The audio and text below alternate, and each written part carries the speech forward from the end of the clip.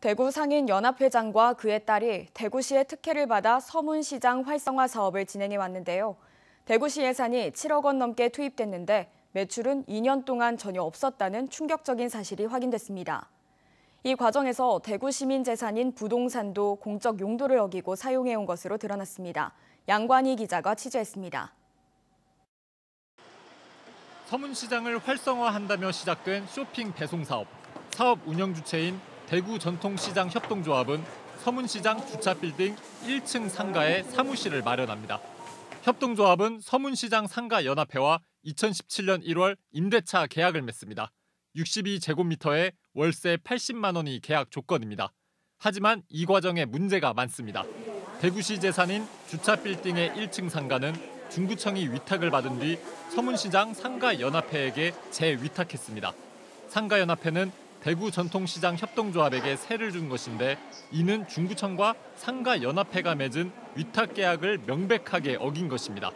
쇼핑 배송 사업을 위해 빌려준 사무실은 전대, 즉 다시 빌려주는 것이 불가능한 구역에 있기 때문입니다. 거기는 전제를 지켜주면 안 돼요. 이 중구청이 지금 협의되는 사항이 지금 없는데 그런 내용이. 당시 서문시장 상가연합회장은 협동조합 이사장이기도 한 A씨였습니다. 대구시는 A씨의 쇼핑 배송 사업을 지원한다며 아무 검증 없이 월세 80만 원을 A씨의 상가연합회에 대납해줬습니다. A씨가 시민재산을 마음대로 쓴 건 이뿐만이 아닙니다. 상가연합회는 서문시장 주차빌딩 1층 상가 일부를 전대할 수 있는데 조례에 따라 중구청에 사용료를 내야 합니다. 그러나 A씨가 회장이던 2011년부터 지난해까지 서문시장 상가연합회는 사용료도 내지 않았습니다. 그러고도 매달 1,000만 원이 넘는 전대료는 꼬박꼬박 챙겼습니다. 대구시민 재산으로 공적 용도를 어기고 임대 사업을 한 셈입니다.